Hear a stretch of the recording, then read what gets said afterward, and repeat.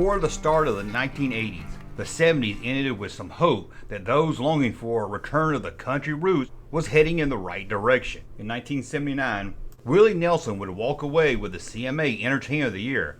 This outlaw icon was far from the radio pop country dominating FM stations. He was born in 1933 and by the early 1960s had become a successful songwriter in Nashville, writing such hits for artists like Patsy Cline, Billy Walker, and Roy Orbison, just to name a few.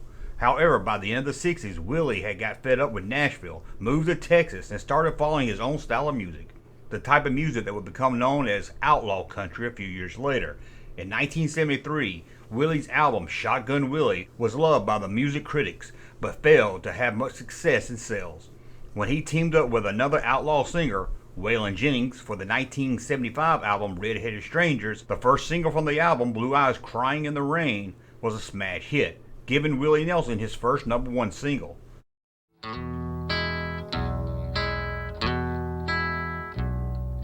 In twilight, though I see her. Thank you very much. Blue eyes crying in the rain. Success would follow, not just for Willie, but for Waylon and the outlaw sound. Nashville, who wanted little to do with the Outlaws, now found themselves eating at their feet to work with them. Another outlaw of country music would end 1979 with the CMA Single of the Year. That single, Devil Went Down to Georgia, would become one of the most popular songs of the 70s. The Charlie Daniels Band was far from pop country, but they were able to cross over with this fiddling masterpiece about the devil getting into a fiddling contest with a young boy.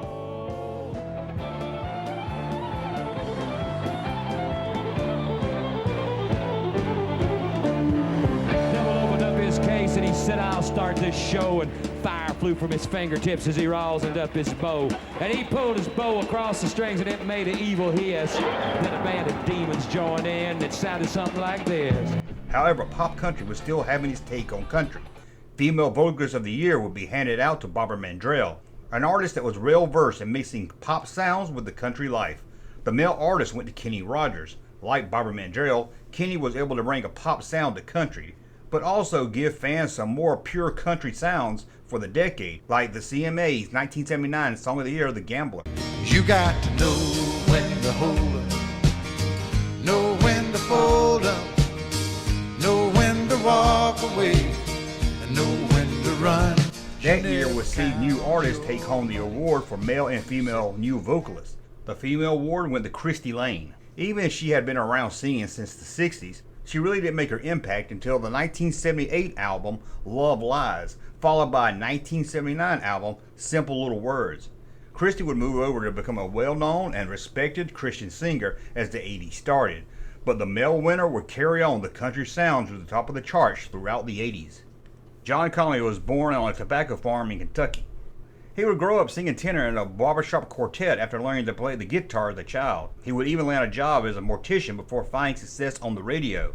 That early success on the radio was thanks to his DJ job at WQXE in Elizabethtown, Kentucky. He would then move to WLAC in Nashville. In 1978, he would hit the top 5 with his huge hit, Rose-Colored Glasses. I don't know why I keep on believing you need me when you prove so many times that it ain't true. It was followed by 2 #1 songs, Lady Lay Down and The Backside of 30. I'm on the backside of 30 and back on my own. An empty apartment don't feel like a home. On the backside. As the 70s ended, it was clear there was music for the pop country fans and those looking for a more traditional sound of country music. The first #1 of the 80s would stay in that place for 3 weeks. Kenny Rogers' Coward of the County was a dark tale of a young man who finally had enough. It was the right mixture of Kenny Rogers' pop sound with a traditional country story. Consider him the coward of the county. Never stood one single time to prove the county wrong. Mama calling Tommy. In March of 1980, the country music's famous Grand Ole Opry returned to television as it aired on PBS Live on Saturday night. This gave many country fans a look at the new artists that they have only heard on radio, along with some of the country music's biggest legends, such as Dale Reeves, Bill Monroe, Hank Snow, Roy Acuff, Minnie Pearl, and so many more. But the Grand Ole Opry had little impact on the growth of country music compared to a film that would be released in the summer of 1980.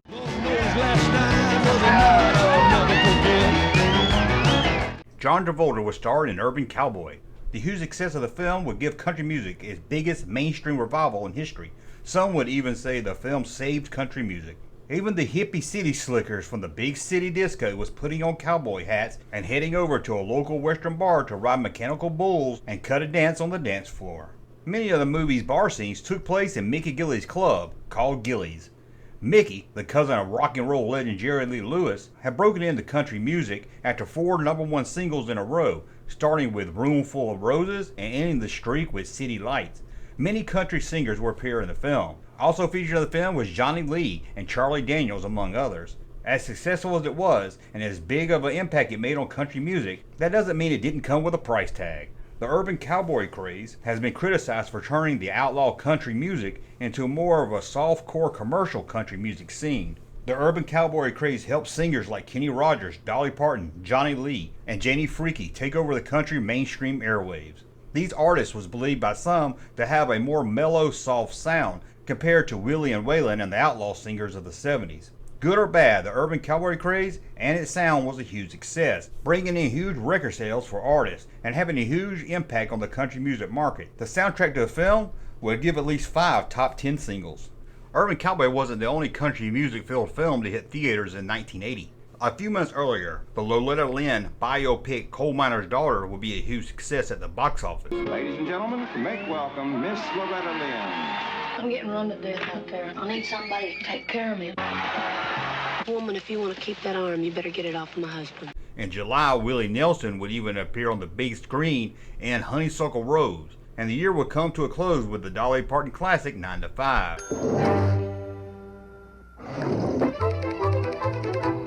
Jane Fonda, Lily Tomlin, and Dolly Parton. On the small screen, the variety show Hee Haw was still going strong, and Barbara Mandrell and the Mandrell sisters would hit with a primetime series. The first year of the new decade was a huge year, bringing country music to many of those who swore they never would listen to it.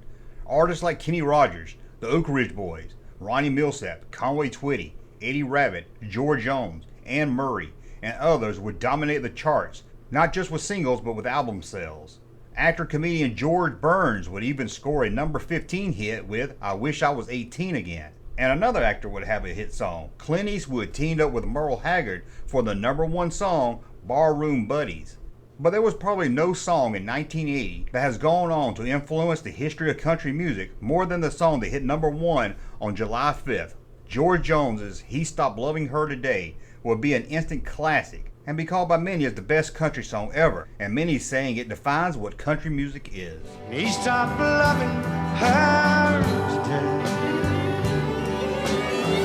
They placed a wreath upon his door. Soon they'll carry him away. He stopped loving her today. However, all the success in country music of 1980 didn't come with some loss. Both members of the Son of the Pioneers, Howard Farr and Bob Knoll, would pass away, as would the most successful truck-driving country artist, Red Savine. And may God ride with you. 10-4. And goodbye. 1980 would come to a close seeing Barbara Mandrell win the CMA Entertainer of the Year. Coal Miner's Daughter would pick up Best Album of the Year. The male vocalist would be handed out to George Jones, while the female vocalist of the year would go to Emmylou Harris. And not to be shocked by anyone, the single and song of the year would be handed out to George Jones and the writers of the song He Stopped Loving Her Today. And Johnny Cash would be inducted into the Country Music Hall of Fame. And I'd like to also say this to all the new artists, that if you're concerned about competition, don't write me off yet, because my dad, Ray Cash, is sitting here tonight. He's 83 years old, and If God lets me live that long, that's 35 more years that I'm going to be out there singing country songs. With all the big names on the radio and the charts, it was hard for any one new artist to really break out. When three old boys from the state of Alabama landed 2 #1 songs in 1980, no one really paid that much attention. But they would be impossible to ignore in 1981 as they become the most successful band in country music history. I was born across the river in the mountains where I call home. Thank you. When the southern country sound of the group Alabama busted onto the country music charts, they were mostly drowned out by the urban cowboy craze of that summer. Their first RCA single, My Home's in Alabama, reached number 17 on the country charts, not really making much waves in the crowded country music scene. Their next 2 singles of 1980 would both hit number 1. Tennessee River and Why Lady Why would start a string of an impressive 21 #1 singles in a row, not ending until 1987. Alabama might have seemed like an overnight success, but the band's frontman Randy Owen and his cousins Jeff Cook and Teddy Gentry have been grinding out music in local clubs for over 10 years. While the urban cowboy craze was dominating the dance floors all over the honky-tonks with their catchy pop country, Alabama gave a new sound to country music fans. They would mix country with a southern rock sound and throw in a little bluegrass elements with a rich, unique sound all their own.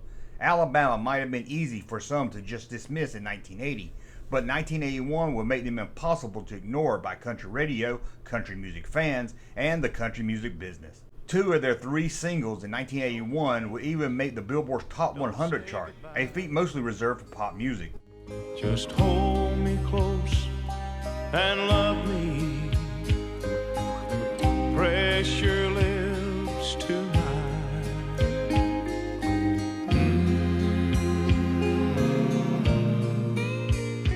Feels so right. Feels So Right would reach number 20 on the Hot 100 charts, while Love and the First Degree would reach number 15. Both of those singles would come from their second RCA album, Feels So Right, which would go gold. The band would even find themselves on television shows that were mostly aimed for the younger fans of pop music. Randy, how do you explain what's happened to country music in the last couple of years? Why does everybody like it all of a sudden? Not that they didn't like it before, but it's bigger than ever. Why? I think the movies have had definitely a lot to do with the success of younger groups like ourselves, you know. I went to a party 2 weeks ago in Hollywood with lots of famous stars and elegant people, all, well, kind of like our audience today, but everybody's into country clothes, Western gear. You think it's going to continue? Well, I hope so. You're supposed to say, yes, you fool. Yes. But Alabama wasn't the only new artist to break out in 1981. The ACM would honor Ricky Skaggs with the winner of the New Male Vocalist Award. Like Alabama, Ricky Skaggs had been playing music with little success for years. At the age of 5, he learned to play the mandolin, and by age 6, he would appear on stage with bluegrass legend Bill Monroe. He didn't stop there. At age 7, he performed at a country music festival alongside Lester Flatt and Earl Scruggs. You want to pick? Earl, he's drawing back here with his mandolin and says he wants to pick. Put him on. Put him on? Take him right over to that mic. It's just down to just about his size. What are you going to pick? Foggy Mountain Station. Foggy Mountain Station. Let's hear it.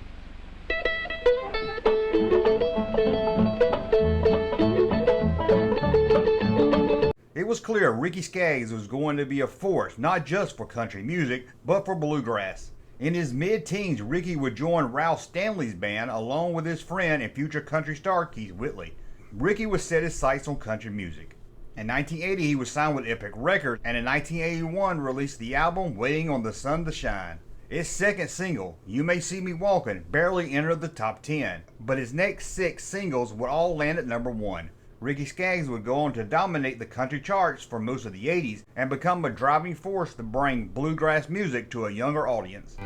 Off somewhere the music's playing soft and low, and another holds the one that I love so. The winner of the female ACM newcomer reminded us all that country pop was still a huge force in country music. Come on, Jim. I got it, Claude. I got it. Juice Newton, we're accepting for juice. Well, I'll take it for juice. All right. Juice Newton had broken onto the music scene in 1978, and by 1981 had 7 charted singles, but none of them were able to break into the top 30. Her 1980 single, Angel of the Morning, would land at number 22 on the country charts, but it would find more success on pop radio, reaching number 4. I won't be blinded by the light. Just call me angel of the morning, angel. Just touch my cheek before you leave me, baby. Her first single of 1981, Queen of Hearts, would also find more success on pop radio, reaching number 2 and stalling out at 14 on the country charts. However, her first number 1 would come in 1981 as The Sweetest Thing hit number 1 on the country charts and number 7 on the pop charts. Some would even question if she should be labeled as a country artist, but Juice never saw herself as one to fit into a box. But it was her record company that kept pushing her to label her music. Play with the Queen of Hearts. No one in it really smart. The Joker ain't the only fool who'll do anything for you.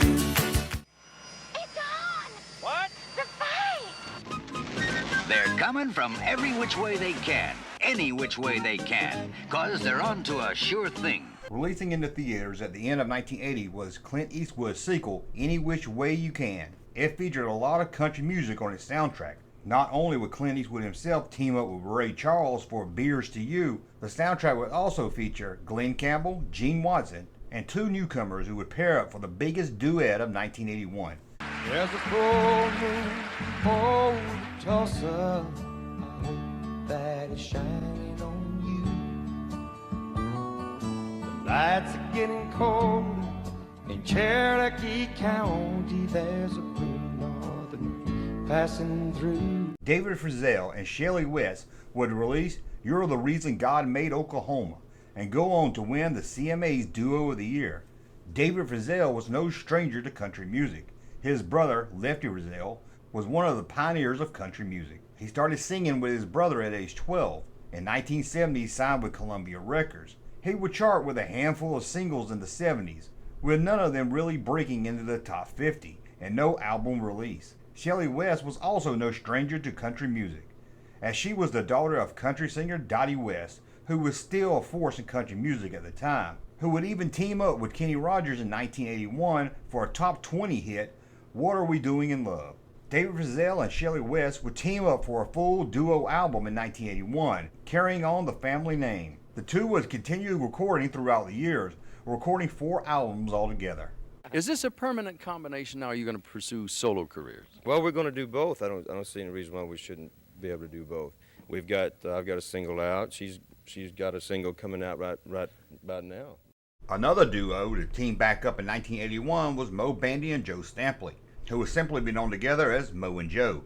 In 1979, the two teamed up and released the album Just Good Old Boys. The single of the same name would hit number 1 that same year. Good old boys, we're all the same. There ain't no way we'll ever change. Don't mean no harm by the things we do, all the trouble that we get into. Mo Bandy was no stranger to the country music charts, as he had already racked up over a dozen top 20 hits. Mo's love for country music had gone back to his childhood. Growing up in the same Mississippi town as Jimmy Rogers, it was hard not to be influenced by country music.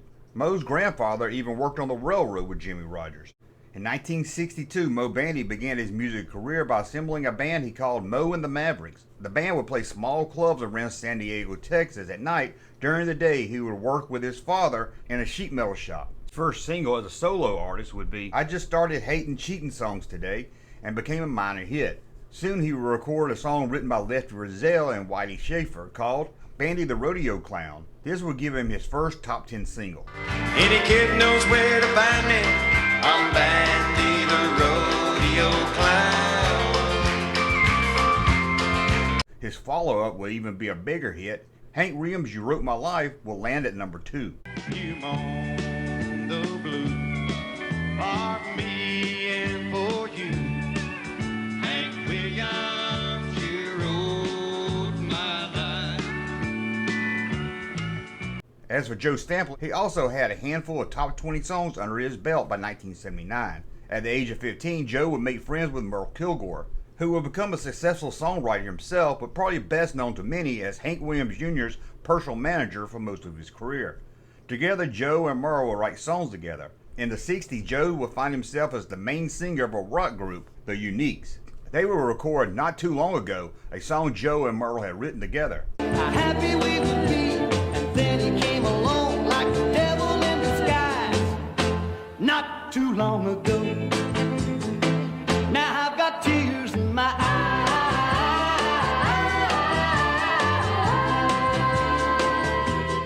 That Paula Records single would be a big hit and get the attention of Dot Records, who would sign up Joe to record a country album. The first album, If You Touch Me, would hit number 17 on the country album charts, with this single of the same name hitting number 9.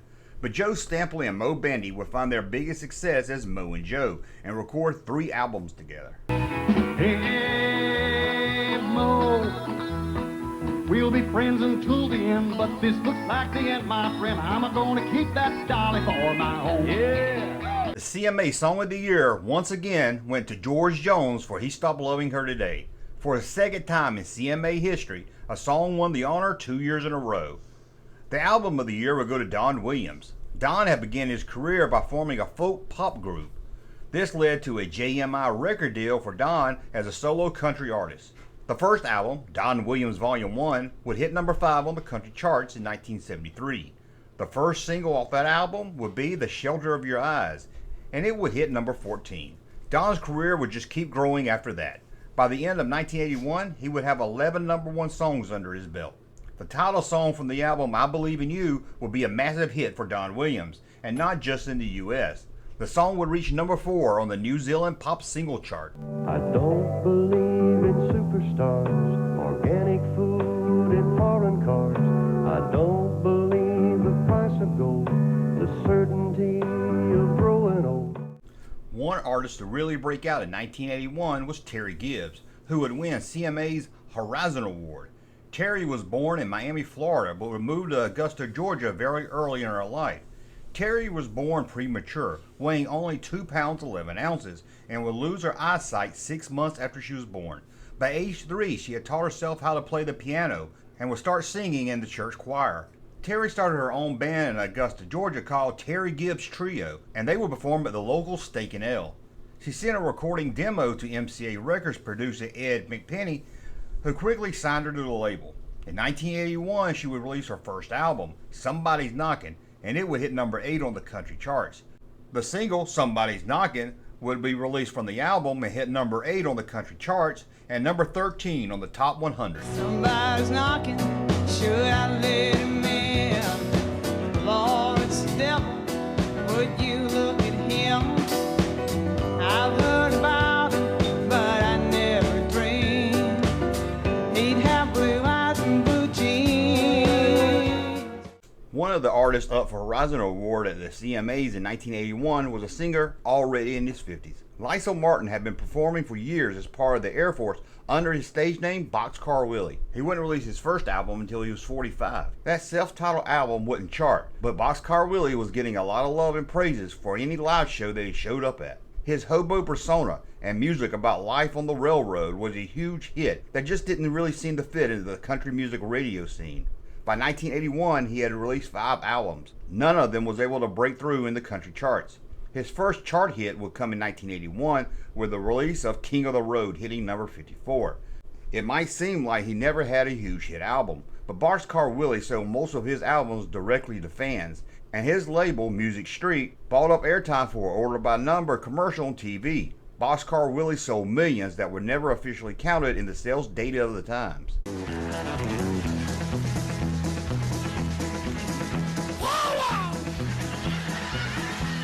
I bet there's rich folks riding fancy dining car, probably smoking coffee, drinking big cigars.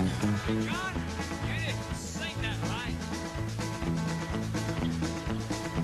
He said I didn't sing that right.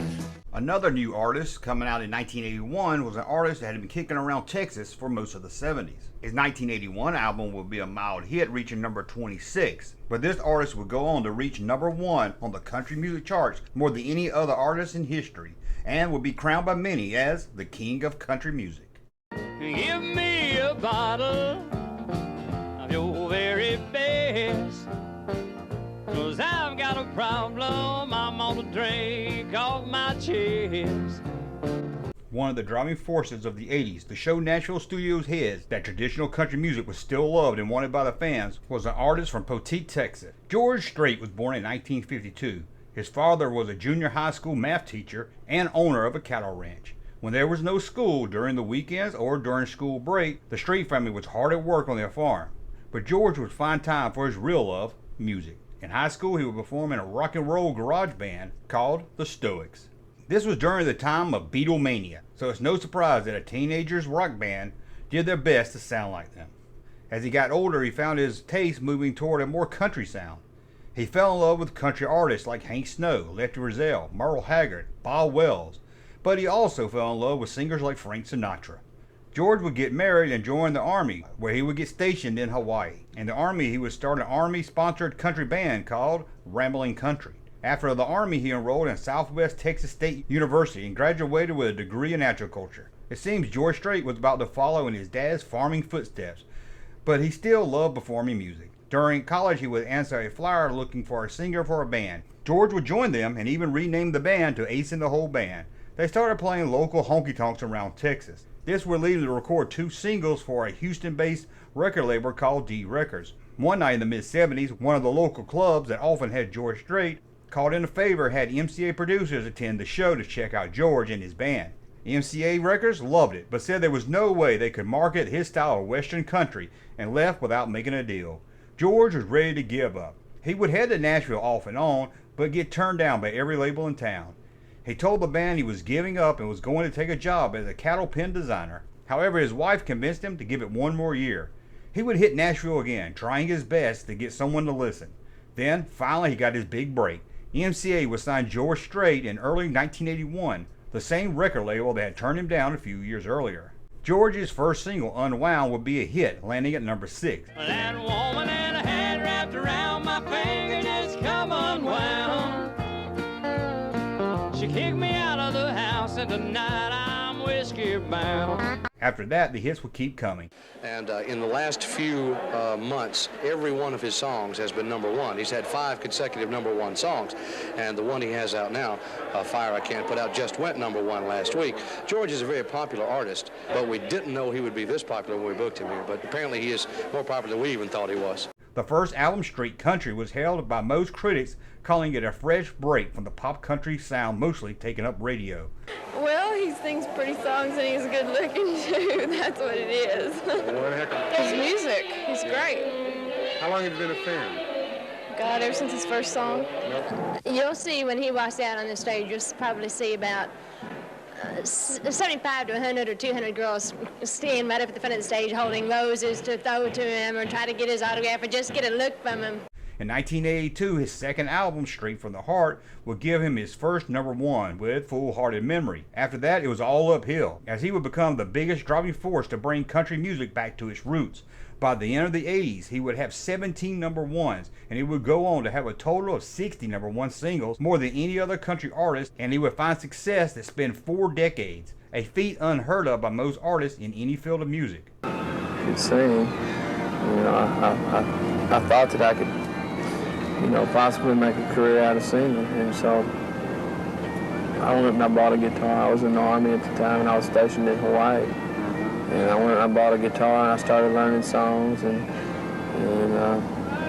learned enough to where I could get a band together and did that. And the last year I was in the service, that's what I did for the Army, was sing country music. But 1982 wasn't all about George Strait. Alabama, who became a wrecking force in 1981, was still having huge success. Their 1982 album, Mountain Music, would release 3 singles, all of them hitting number 1. It would become their most successful album, and by 1998 would sell over 5 million copies. They would close out 1982 by winning CMA's highest honor, the Entertainer of the Year, and they would also take home Vocal Duo of the Year. The ACM would award 2 artists with the New Horizon Award. The female winner was singer-songwriter Karen Brooks. She had written hits for such artists as Emmylou Harris, Roseanne Cash, Tanya Tucker, David Allan Coe, and more. She would score her first and only #1 hit in 1982 with a duet with T.T. Shepard called Fakin' Love. This would also be her only top 20 hit, and she would go on to focus more on the songwriting side of her talent.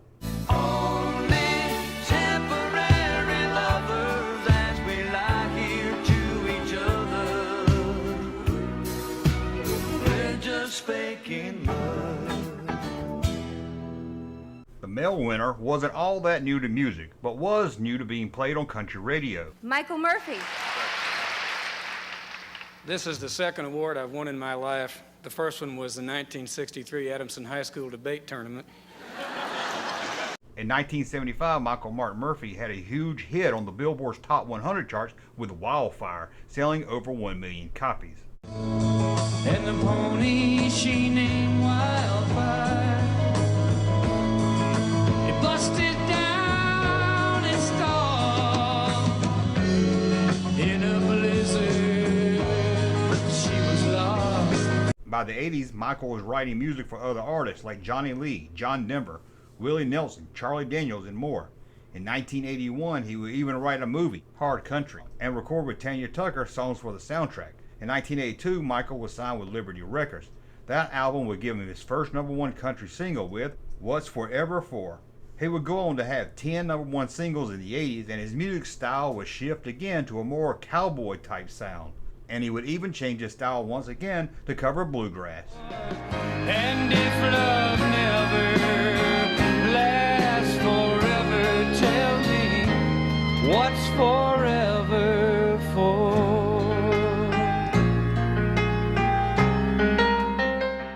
In from America to be with us tonight, and is doing a series of concerts in this country, and he's one of the great figures of American music. I'm delighted to welcome, with his latest song called Always on My Mind, the great Willie Nelson. Willie Nelson would have a massive hit in 1982 with a song that was already recorded at least 4 times. Always on My Mind was released 3 times in 1972.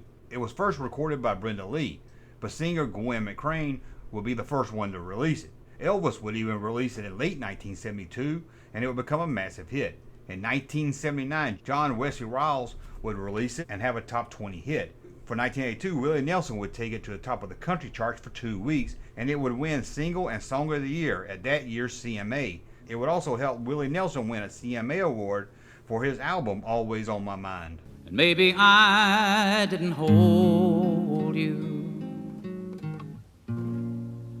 all those lonely, lonely times.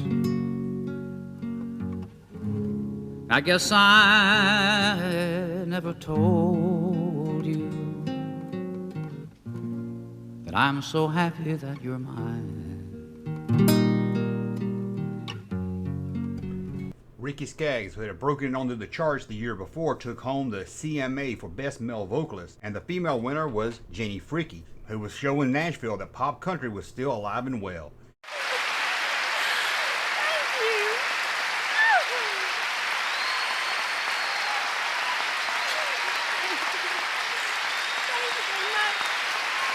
Janie had been recording music since the 70s, but her commercial success hit off in the early 80s. In 1980, she would score her first top 10 hit with Down in My Broken Heart. Down to my last chance. Well, I've been down to nothing left at all. A time or two. But this time I think I'm down to something I can't afford to lose. And in 1982, she had 2 #1 singles, Don't Worry About Me Baby and It Ain't Easy Being Easy. And it ain't easy being easy, no. You're the one who took my heart and my soul. Walked away and left me out of control. From Opryland in Nashville, this is Ralph Emery with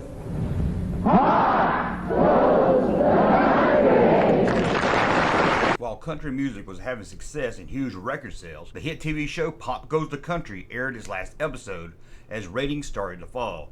This was mostly due to the changing times. Variety shows were a rating success in the 70s, but as the 80s started, those types of shows started to decline. The show started in 1974 with host Ralph Emery and will be recorded at the Grand Ole Opry House in Nashville. In 1980, Ralph Emery would step away and country hitmaker Tom D. Hall would step in until the end of the show's run. The title of the show itself showed how pop music was influencing country music at the time. This doesn't mean the show only catered to pop country artists like Barbara Mandrell and Ann Murray, as it would also have guests with more traditional country sounds like Merle Haggard and Willie Nelson and more.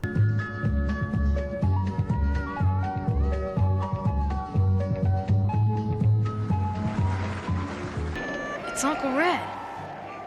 Is he dead? Yeah. Dead drunk.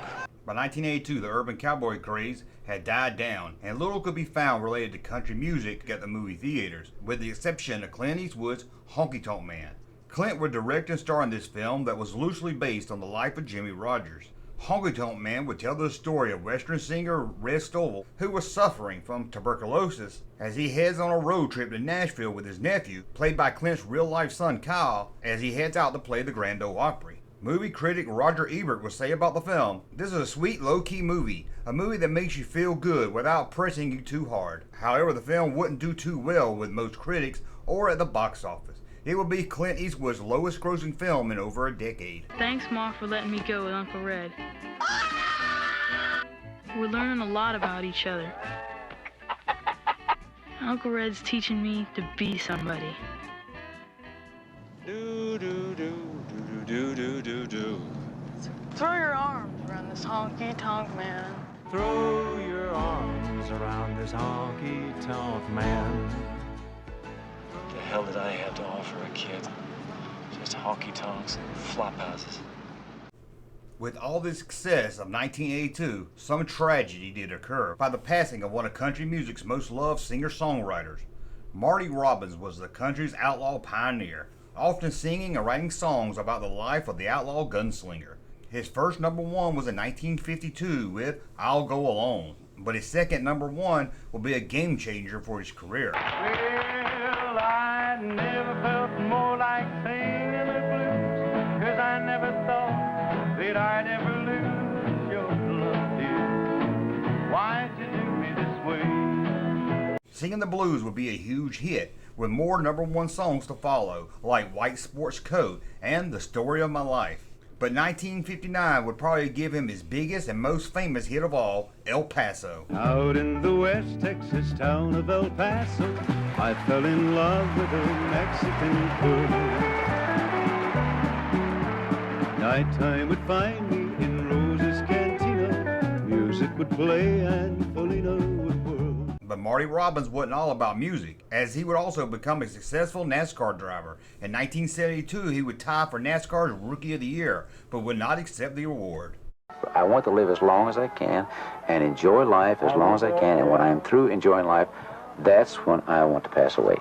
I don't want to die. Don't misunderstand me, you see. Yeah. I want to live, you know, because I don't believe in reincarnation. And they say when you're gone, you know, you don't come back. I mean, that's the way I feel. I would like to be remembered as a good entertainer, a good person. I think maybe better as a good person. 1982 would come to a close, but 1983 would start off with a bang, with a country song about a porch swing that would take over radios before it was even released. And that success would make a rising country star a driving force with a sound that would go on to define the 90s. Town, the phone rings off the wall. If you know you ain't home, why do you keep calling? You're gonna drive yourself crazy. You know that it's true. It's just making you wild and blue. When the second single from John Anderson's Wild and Blue hit the weekly Billboard charts at number 71 in early 1983, no one could foresee the hit that it would become, and just how one song from the album changed the life of the Florida native. John Anderson grew up as a teen hoping to become a rock musician like his idols Jimi Hendrix and the Rolling Stones. At 15, he would play in his own rock band, but when he got a little older, he discovered the sounds of George Jones and Merle Haggard. His music taste and style started to change. I started singing probably when I was 2 or 3 years old. had a broom in my hand, singing along with the Elvis Presley records. That's what I've been told. In 1971, he did what many aspiring country artist singers do. He picked up and moved to Nashville. But no one knew John was coming, not even his sister, until he showed up at the door needing a place to stay. He found odd jobs around Nashville as he tried to make it as a musician at night. One of those odd jobs did land him a gig at Opry, but it wasn't the type of job at the Opry he had dreamed up. He found himself hard at work fixing the roof on top of the Grand Ole Opry House. However, the odd jobs and playing clubs did pay off. In 1977, he signed his first record deal with Warner Brothers Records, and his first single, I Got a Feeling, reached number 62 on the charts. I got a feeling somebody's feeling your love away from me. A few other singles would be released, but they never could break the top 40. John started to feel maybe the road to success wasn't coming. The first album wouldn't do much better, hitting only number 61 on the charts.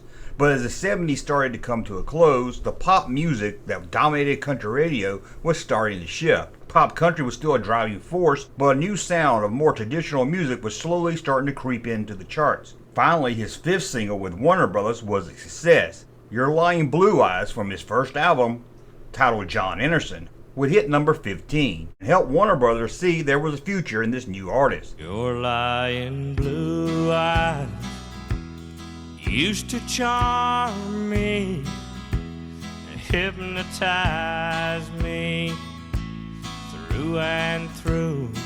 From 1980 to 1982, he has 7 singles hit the top 20, with Wild and Blue becoming his first number 1 at the very end of 1982. But the second single off that Wild and Blue album would be such a big hit, no one could ignore John Anderson or the growing love for a new traditional sound of country music. There's a little girl in our neighborhood. Her name is Charlotte Johnson, and she's really looking good. I had to go and see her, so I called her on the phone.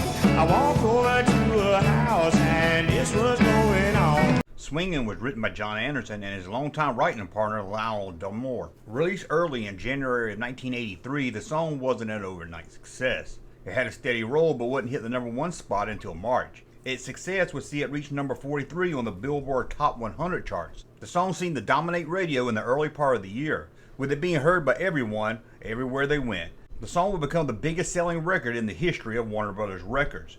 With the success of the song came awards for John Anderson. He was nominated for 5 CMA awards. Out of those 5, Swingin' would win Single of the Year, and John would take home the Horizon Award, beating George Strait to do so.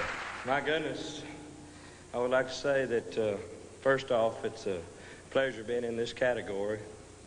I know everybody there is really winners. I'd like to thank again the fans, the CMA, and all the disc jockeys at the radio stations for playing our songs. Thanks, Mom and Dad and all the family. We love y'all. John Anderson would continue to have a string of hits in the early 80s, but his success would soon start to fade. However, the 90s would make it clear that no one would ever forget the name John Anderson. Wealth untold, they dig for silver and for gold, and leave the empty holes. But Swingin' wasn't the only hit of 1983. Country superstars Kenny Rogers and Dolly Parton would team up for a massive hit, Islands in the Stream. Islands in the stream, that is what we are. No one in between.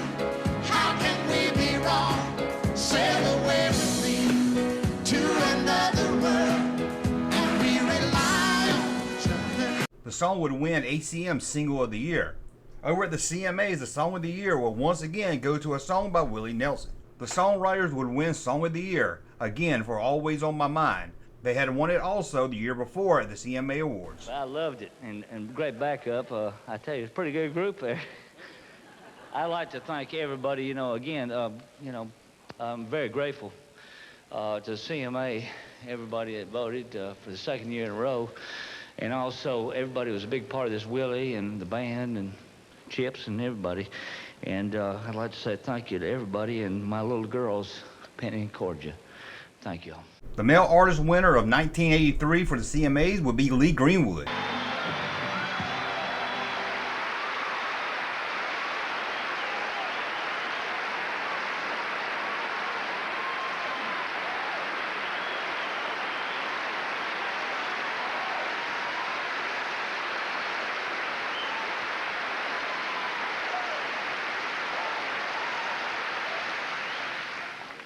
Thank you very much. They said make it brief. I'll try to. Thank MCA Records for giving me a chance to sing for them. And thanks for a lot of the great songs that I've had that's given me a chance to show off what I could do. Thanks for the CMA for giving me a home in Nashville. God bless you. Thank you. Lee grew up in Southgate, California, a few miles outside of Los Angeles. But his parents would divorce and he would end up living on his grandparents' farm in Sacramento. By age 7, he was already singing in the church choir, and he knew the path he wanted was to pursue a career in music. He would start up his first band in 1962, the Apollos, but would soon rename it the Lee Greenwood Affair. They would play pop music of the day, mostly in casinos around Las Vegas. He would drift around from band to band until getting a job in Vegas as a blackjack dealer. After sending around demo tapes, Lee made a deal with CMA in 1981 for his first studio album. The first single was written by Kenny Rogers. It Turns Me Inside Out hit the top 20 in 1981. His next single, Ring on Her Finger, Time on Her Hands, became his first top 10 single.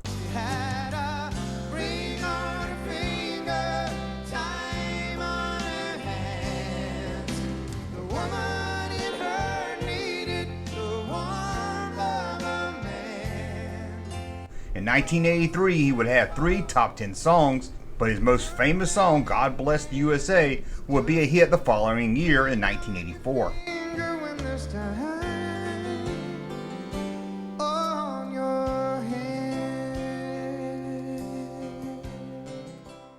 Alabama would continue their rise in country music, taking home CMA's Album of the Year, Vocal Group of the Year, and the big one, Entertainer of the Year. Thank you. We thank just about everybody that there is to thank, except maybe our families, my wife and daughter and mother and dad. I'd like to thank those people. And everybody involved, thank you very much, especially these guys right here. I'd like to thank my grandfather who raised me. He's watching tonight, hopefully. Hi, Pawpaw. And, and to Sally and Josh, my 2 little ones. CMA would award Willie Nelson and Merle Haggard with Duo of the Year. The two teamed up for the cover of the Townes Van Zandt song, Pancho and Lefty. The song told the story of 2 outlaws on the border of Mexico. Townes Van Zandt had written and recorded the song back in 1972, a song that he admits he wasn't even sure really at the time of writing it what it was all about. It just came to him from some other place. And I wrote it in Dallas about 10 years ago, and it was one of those songs that is hard to, I realize that I wrote it, but it's hard to take credit for the writing because it came from out of the blue. It was like, it came through me, and it's a real nice song. In 1977, Emmylou Harris covered the song, and it was that version of the song that Willie Nelson had heard after his daughter suggested he should record it. Willie and Merle was about done with their duo album, but Willie felt the album was missing that one great song, that one blockbuster. That's when his daughter told him about Pancho and Lefty. Right after hearing it, Willie wasted no time and recorded the song in his tour bus that night. He would even wake Merle Haggard up in the middle of the night. About 5 in the morning, bam, bam, bam on the door, and it was Willie. And I went out there, and he said, I think I found us a song. And he had it written on a paper bag. It was torn open, and it was about this long, and there was more words than I'd ever seen in my life. The next morning, Merle Haggard would ask to redo the tape, but Willie told him it was perfect, and the recording was already on its way to New York. Woke up the next morning, came in where the records were being made, and I said, can I put my voice on that Pancho and Lefty? And they said, hell, it's on the way to New York. And I had no idea what I'd done. I didn't know whether I was in key, if it made sense or anything. Ask about any songwriter, and they would tell you that you can't find a better written song. The song was a massive hit, but it was also a music video hit, something very new to the music business. Most country artists was releasing videos of them just performing the song on stage. However, Pancho and Lefty was one of the first videos to really turn a song into a small movie. The album would also be a huge hit. It and Alabama's Closer You Get would fight for the #1 spot throughout the year, going back and forth. The only other album to make it to #1 in 1983 was Kenny Rogers' Eyes That See in the Dark, released in October, and it would stay at the #1 spot until the end of the year. Over on the small screen, it was time for country music to not just get a show of its own, but its own network. 2 of them. CMT, Country Music Television, would be the answer to MTV's Countryside, playing music videos 24 hours a day. The other was TNN, the Nashville Network, aimed to showcase country artists with talk show formats and variety shows. One of the main shows would be a late-night talk show called Nashville Now. Welcome to Music City, USA and the Nashville Network. Tonight, a special edition of Nashville Now. We'll take you on a spectacular 5-hour guided tour of country music across the United States in the gala star-studded premiere of the Nashville Network. The host of the show was Ralph Emery. The former host of Pop Goes the Country was hired to sit behind the desk. Each night, Monday through Friday at 8 p.m., the show would air live with country music stars of the day dropping by to sing their latest single and to sit and talk with Ralph and his puppet cowboy sidekick, Shotgun Red. However, the show didn't only showcase hot stars of the day, as it was a great vehicle to showcase new upcoming stars, giving most country acts their first national TV exposure. Truly a rare and regrettable lapse in judgment on my part. I have taken up residence in the catacombs beneath your grand Ole Opry House. The music, the fame, the women, the wife. Richard Thomas is a man trapped in the shadow of his father's legend. The Hank Williams Jr. story, Monday. Also on the small screen in 1983 was the life story of Hank Williams Jr., who after years of trying to follow in his daddy's shadow, had branched out to his own style of music and was finding much success. Hank Jr. might have been only 34 at the time of the movie about his life, but he had lived a lot of life in those 34 years. First by standing in the shadows of his very famous father, to then trying to make his own music with his own style, and during that time fighting drug and alcohol addiction, and he would walk away from a near-fatal mountain fall. All of that was captured and told in the 1983 TV movie Living Proof, based on the book Hank Jr. had written about his life a few years before. The movie starred Richard Thomas, best known at the time as John Boy from the hit television show The Waltons. Thomas gave a good performance as the young Hank Jr., but the real Hank Jr. never felt the young Walton star was the right fit to play him. So I called him on the phone, and I reached him at somewhere, Muscle Shoals or somewhere in Alabama, I don't know. I got him on the phone, and I said, "Hi, I'm Richard Thomas, and I'm, you know, producing and starring in the movie." He said, "Yeah." I said, "I'm glad to talk to you." He said, "They tell me they got this John Boy playing me in this movie. What the hell are they thinking with this John Boy playing me? I ain't no John Boy." I'm sitting there on the phone. I said, "Well, you're talking to him, and I am playing him." So, I didn't mean to blow out your But, you know, I mean, that was Hank. But he came to visit the set. He was great. He ended up being very nice and he kept his distance, but in a supportive way. You know. Hey, mister, were you really Max Sledge? Yes, ma'am, I guess I was. Over on the big screen, Robert Duvall was starring Tender Mercies, about a former country singer who tries to turn his life around as he battles alcohol addiction. The performance would give Robert Duvall an Oscar win for Best Actor of the Year.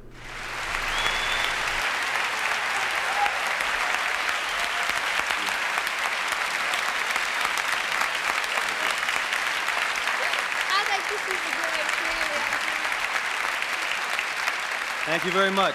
I'm very excited, very happy, very moved, very everything tonight to be up here, to be singled out.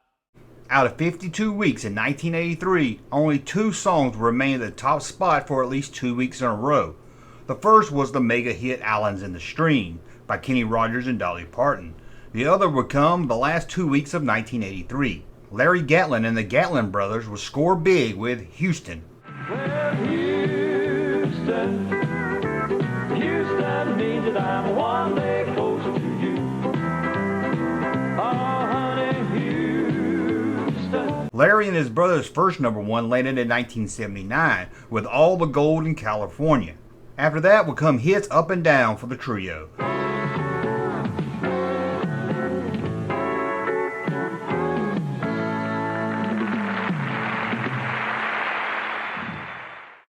As 1983 came to an end, things were about to get shooken up in 1984, as a mom and daughter duo would release their debut album and shake up Nashville and the country music airwaves and go on to be an unstoppable force in country music. Winters ago, we were learning this Dolly Parton song, And while we were singing, I looked over at my Papa Judd. He was visiting us, and he was crying. And we'd never seen our Papa Judd cry before, and I asked him what was the matter. And he said when he was a little boy, he had a coat, just like this coat of many colors in this song. So every time we sing this song, I think of him. 1984 started off with a bang, thanks to the mother and daughter duo, the Judds. Mother of the group, Naomi, was born in Ashland, Kentucky. At 18, she would become a mother to Winona. After a divorce, the mother and daughter moved to Los Angeles in 1968. But Naomi found it was hard to find steady work, so her and her daughter moved to Tennessee. There, she would start to study to become a nurse, and her and her daughter would play music for extra money whenever they could. Naomi would pass around a demo tape of the two all over Nashville. It would take until 1983 for anyone to really listen to those tapes and see the talent of the mother and daughter singers. Producer Brent Meyer was the man that heard the talent on those tapes thanks to his daughter. This would land the Judds a meeting with RCA Records, who signed up the two immediately. Not to waste any time, RCA would release a 6-song EP titled Winona and Naomi. The first single would be Had a Dream from the Heart, a song recorded by Elvis in 1976. This was our first record, and thank all of you for making it a hit for us. Had a dream about you, baby. Had a dream about me and you. The song would break into the top 20, hitting number 17. RCA again didn't want to waste any time, and they released a second single, Mama He's Crazy. Mama, he's crazy, crazy over me.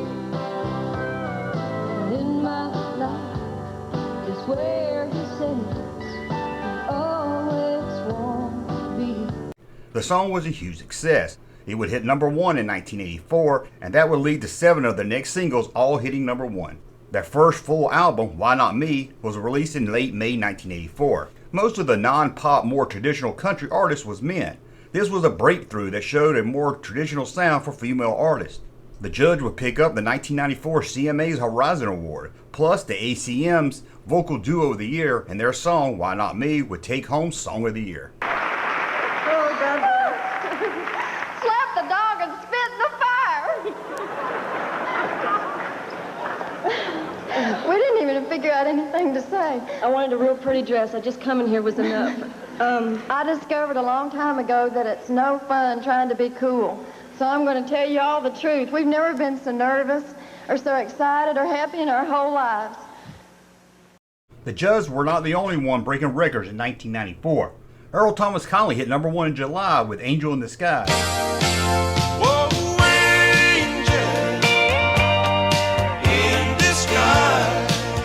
Making it his 4th number 1 single from his album, Don't Make It Easy for Me.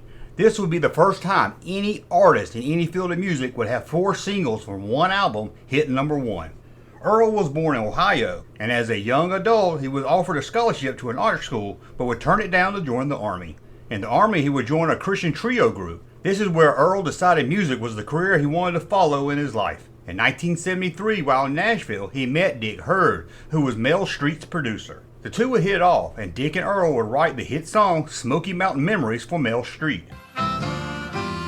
Smoky Mountain memories about my home in Tennessee. Yesterday keeps calling me home. This would lead for Earl getting a writing job with Nelson Publishing House, and in 1979 he would sign his first record contract with Warner Brothers Records. However, he didn't find much success from it. He would leave Warner Brothers and join RCA, and with them he would have his first hit, Silent Treatment, would reach number 7, while his second song in 1981 would be his first number 1. But it was fire and smoke. Ooh, what a rush I got when your love was on. Oh, but I couldn't see. Hits would keep coming for Earl Thomas Conley. He would become one of the most successful artists of the 80s. By the end of that decade, he would rack up 18 number 1 singles.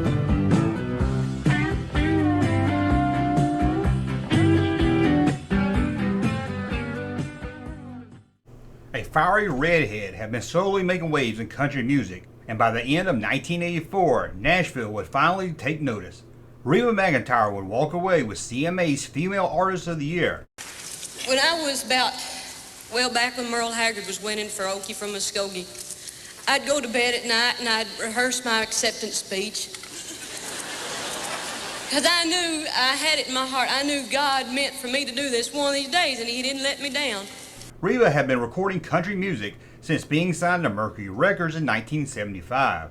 She would release single after single in the 70s, with none of them making any real impact. That was until 1980 when she had her first top 10 with You Left Me Up to Heaven. I've been to Colorado, where the mountains touch the sky, and I've done other things in life to lift my spirits high. A few minor hits would come, but nothing would really break her out as an artist to recognize. Although at this time she was having hit singles, she didn't have any hit record sales. In 1984, she signed with MCA Records, and this would give her a number 13 album with My Kind of Country.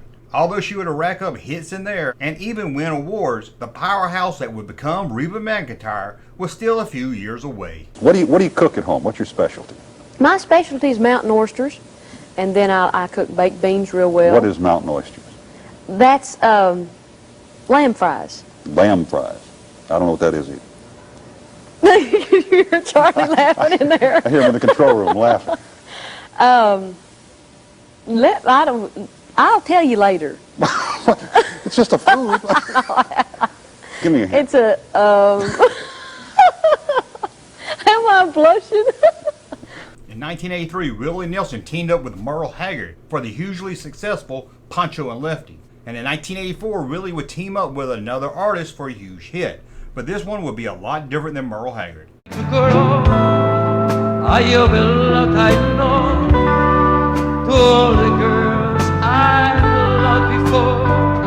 Julio Iglesias wasn't a name most people heard of in country music. The successful Spanish singer was a huge name in the world of Spanish music, and teaming up with Willie Nelson made his name well known outside the Spanish music field. To All the Girls I've Loved Before was a number 1 hit on the country charts and number 5 on the Billboard's Top 100. It would also land him and Willie a CMA for Duo of the Year, and due to the success of the song, Julio's 1984 album would sell over 3 million copies. To all the girls I've loved before,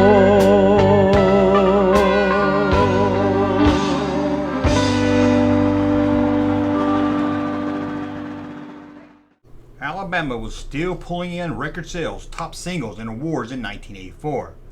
They would take home the Entertainer of the Year once again at the CMA. It might seem to some that pop country was starting to fade out. How you doing? Fine. Anything I can do for you? Well, not yet. The urban cowboy craze was long gone, and new country artists like George Strait, John Anderson, The Judds, and Reba McEntire were starting to dominate country radio. But pop country wasn't dead just yet. That was proven when Anne Murray took home CMA for Single of the Year and Album of the Year thanks to her song A Little Good News. I'll come home this evening, I bet that the news will be the same. Somebody takes a hostage, somebody steals a plane. Also, a more pop country song in the male field would also win big at the CMAs. Gary Morris's song Wind Beneath My Wings would give the songwriters Song of the Year. Did you ever know that you're my hero?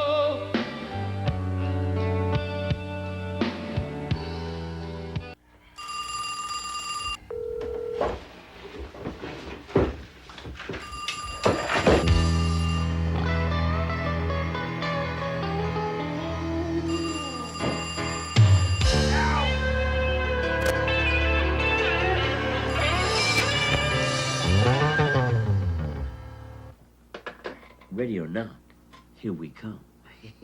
Hank Williams Jr. was finally finding a lot of success after getting out of his father's shadows in the late 70s, but that success wasn't as clear to Nashville, as he seemed to still be shut out by the insiders of the Nashville bigwigs. Hank Jr. was seen mostly as someone wild to work with, and wasn't someone that fit into the corporate world. However, after a string of hits, he would get his very first number 1 album with Major Moves. The success of that album was mostly due to the huge single, All My Rowdy Friends Are Coming Over Tonight. That song was a hit on radio, but it was just as big of a hit on television thanks to the music video, full of cameos of famous friends, made it a beloved hit. The rise of country music videos had given the Country Music Association a new category to award, and Hank Williams Jr.'s All My Rowdy Friends Are Coming Over at Night was the first CMA award to be given for Music Video of the Year.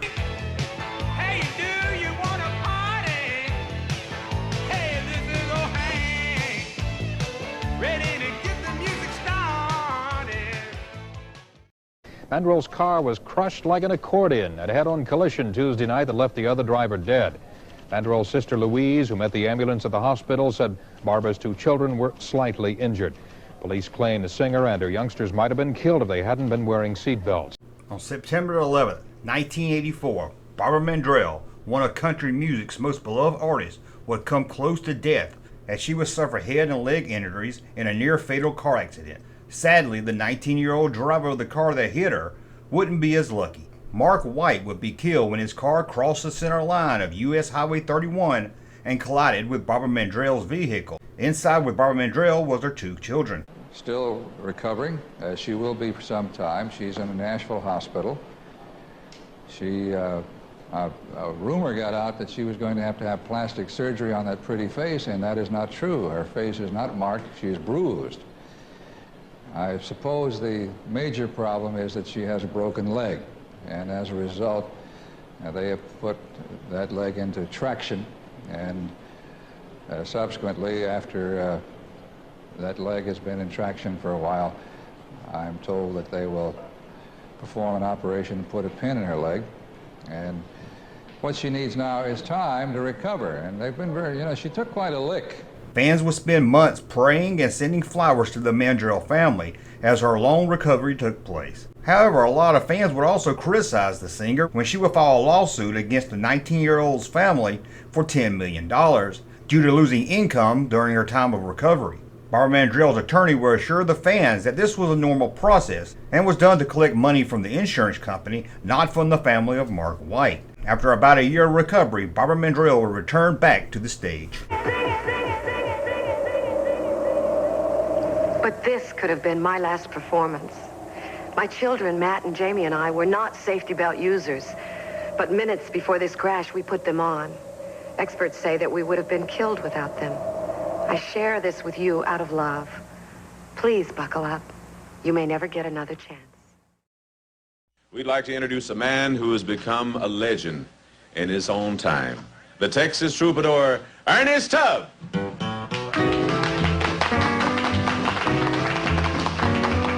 Walking the floor over you. Country music fans will mourn one of the first legends with the passing of Ernest Tubb. Ernest Tubb, nicknamed the Texas Troubadour, was the first country music superstar. Born in 1914 on a cotton farm, Ernest would spend his youth working on farms throughout Texas. At 19, he took a job as a singer for a radio station, KNON. His first big hit would be Walking the Floor Over You, a song that would become a classic in country music. Other hits would come, such as Soldier's Last Letter, Rainbow at Midnight, and many more. His last top 10 would be a year before 1983, when he teamed up with Hank Williams Jr. and Waylon Jennings for Leave Them Boys Alone. Now they say Hank Jr. has strayed away from all them songs, put his daddy in an early grave. He would pass away at the age of 70, but his music would stay a huge influence on country music artists to come. We didn't like to see this place. We're in the jailhouse now. Hey. Country music would also lose someone very important to the style of country music. Nudie Cohn was a Ukraine-American tailor who designed rhinestone cover suits for most of the successful country artists. The suits would become known as Nudie suits. Nudie would start up his business in 1941 when he pressured a then struggling country singer named Tex Williamson to buy him a sewing machine, and in turn he would make him a suit. He would open up Nudie's of Hollywood in Hollywood, California. He would pass away at 81 with Dale Evans giving the eulogy at his funeral. 1984 had its hits, But it was clear the urban cowboy craze that had made country music a huge success was gone. Not only was record sales starting to slip, the audience was seen to be moving away. Even if there was huge successes, sales overall was cut in half. This would cause the New York Times to declare in 1985 that country music was dead. However, 4 legends of country music would team up to prove them wrong, and also help usher in a whole new era of country music.